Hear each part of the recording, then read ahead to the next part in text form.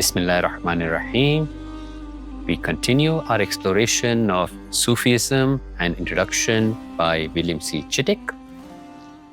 In our last video, we talked about Ihsan, the beautiful definition of Sufism, which is worshipping God as if you see Him, being aware that He sees you, doing the beautiful from the depths of our heart, from the depths of our soul. But here's the thing. To understand what doing the beautiful actually means, we first need to understand what we are or who we are as human beings. And this understanding of who we are comes from the Shahada itself. Because we can't know our own reality apart from knowing the reality of God. Because we are created in His image. We are like mirrors. And mirrors only make sense when one understands what the mirror is meant to reflect or is reflecting. So in this video, we're going to explore something really profound. In understanding the Shahada, we will explore that the Shahada just doesn't tell us about the nature of God. It also reveals the very nature of reality itself. And once we are able to see this, once we're able to see reality for what it really is, that changes everything. It changes how we see everything around us. It changes how we see the world around us. It changes how we see ourselves and how we see our spiritual journey. To understand this vision, let's begin with creation itself. By creating the universe, God causes multiplicity to appear from unity. What does that mean? Before creation, there was God and only God and one existence, nothing else. But then kun fayakun, He created the universe. And we have something beautiful. Yes, the universe exists, but it only exists because God continuously gives it existence. The existence of the universe is completely dependent on God. It's like the universe is God's creativity made visible. It's now seen. It's His beauty and mercy taking countless different forms. So now, instead of just one, we have this incredible multiplicity. Billions of stars, flowers, people, just moments, all flowing from the original unity, all sustained by the one. Now the Shahada says, there is no God but God. It discerns between the real and the unreal, or between the absolute and the relative, or between God and everything other than God. What is this other than God? The Shahada is, of course, divided into two halves.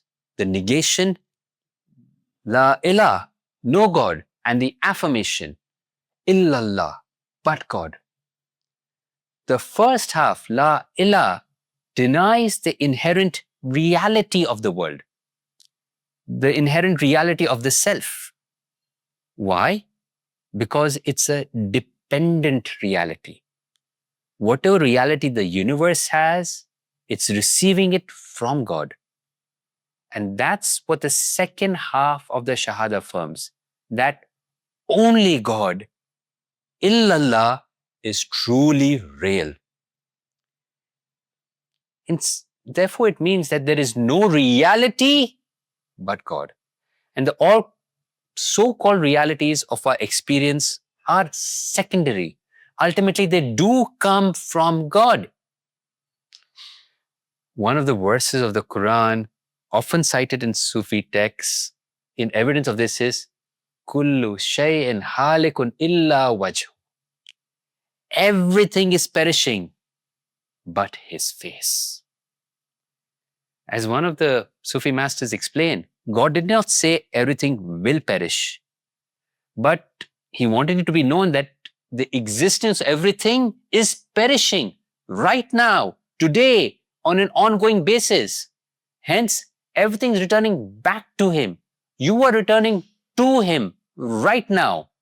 And only those that are veiled from the reality of this, they postpone the seeing, they postpone the observing of this perishing, of this returning till a later date, till tomorrow. Now, here's where this understanding takes us to the next level. If the Quran is, or since the Quran is God's book, displaying his ayat, displaying God's signs, even the universe is the same author as the Quran. It's God. Therefore, the universe is also God's book. The universe is also announcing God's revelations. The world and everything in the world can be seen from 2 points of view. In one respect, it's the world, and everything in the world is other than God. It's not God, and hence it's unreal. Or if not unreal, perhaps a lower, lesser, utterly dependent, insignificant reality, or unreal, whatever.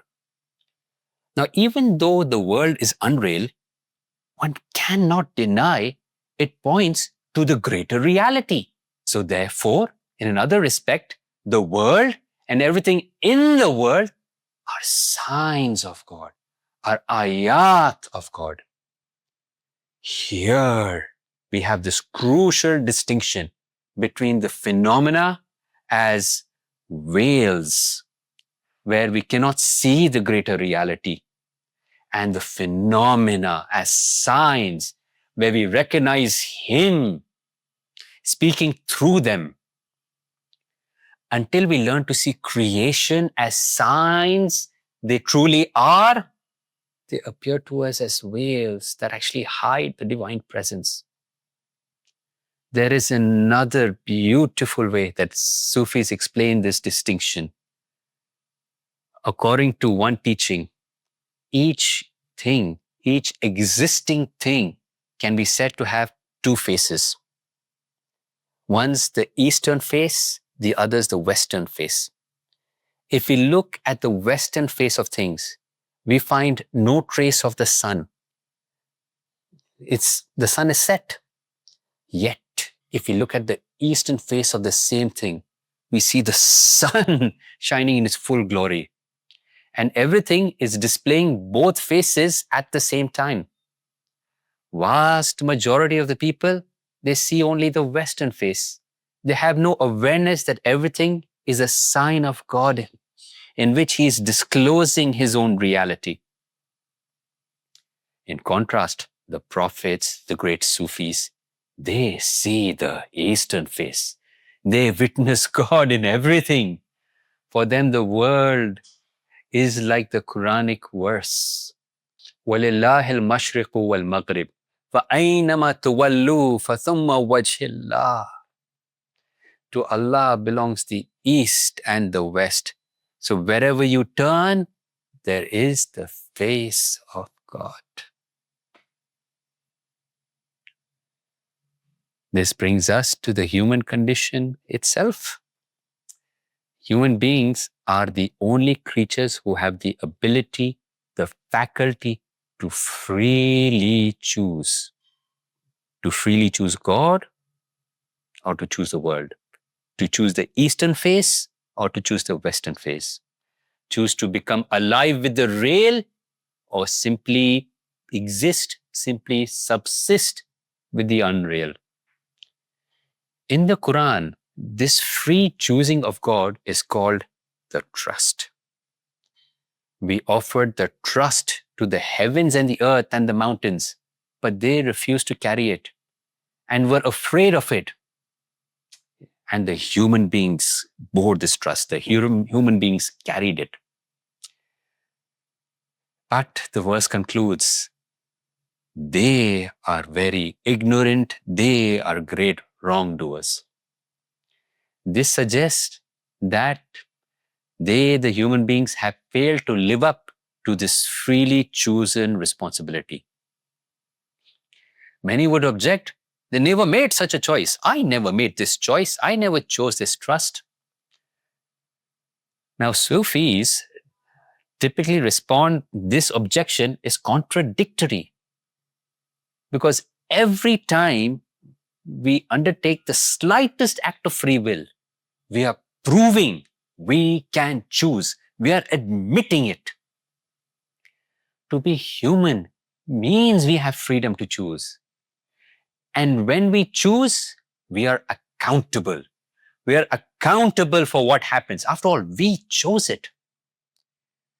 The great Sufi poet Rumi makes this brilliant point, how people try to dodge responsibility and that it's always selfish. People only claim that they have no choice when they don't want to do something. When they see something they want, they go for it eagerly.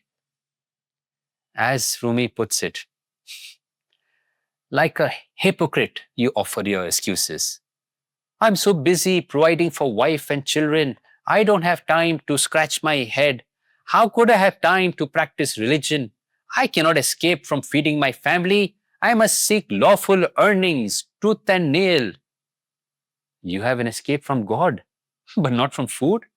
You have escaped from religion, but not from idols.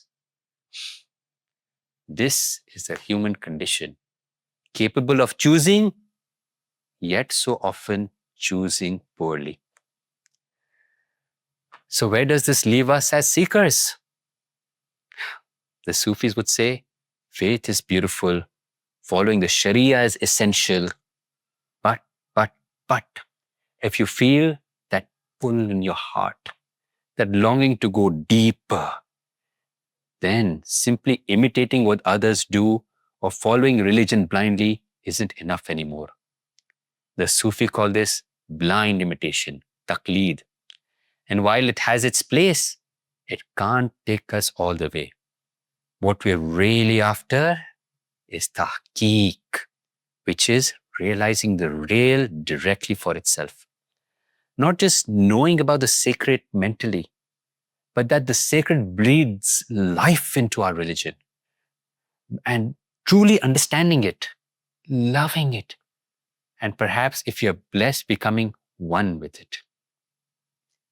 The Sufis do not consider it sufficient for people to have faith and to submit themselves to the Sharia, especially if they also have the capacity of deepening their understandings, purifying their hearts, and then doing what is beautiful from the heart. So in order to reach human perfection, it is not enough to imitate others, not enough to follow religion blindly, taqleed. Rather, one must achieve total awareness of the principles and the spirit that animate religion. Or, as the Sufis express it, one must realize the real itself, tahqiq. Now, once seekers have gained sufficient grounding in Islam, in submission and Iman, faith, they can focus their efforts on ihsan, which is worshipping God as if they see Him. An oft cited model here is the Prophet's cousin, his son-in-law, Hazrat Ali alayhi salam, who said, I would not worship a Lord whom I do not see. Of course, he does not mean seeing with these eyes, but with the eyes of the heart. So how does one get there? How does one see the real? How does one see the sacred? How does one see God with the eyes of the heart? Sufism adds that it's by strictly following Sharia practices, and in addition to that, many devotional and spiritual exercises. The most important of these is zikr of Allah. Why? Because the normal human situation is one of forgetfulness, is one of heedlessness. The very word insan comes from the root word to forget. In Quran and in Islam, the command uskur, to remember God, also means to mention God. So the actual means of zikr, of remembering God, is by mentioning God's name or His names. We can't see God with these eyes. It's His name that is considered to be the direct manifestation of God, of the divine, at our human level. Through a gradual process, the name fills up the mind, fills up the consciousness, leaving no room for remembrance of others. The insight here is that awareness, consciousness, is the fundamental reality of human nature. That's fundamentally who you are.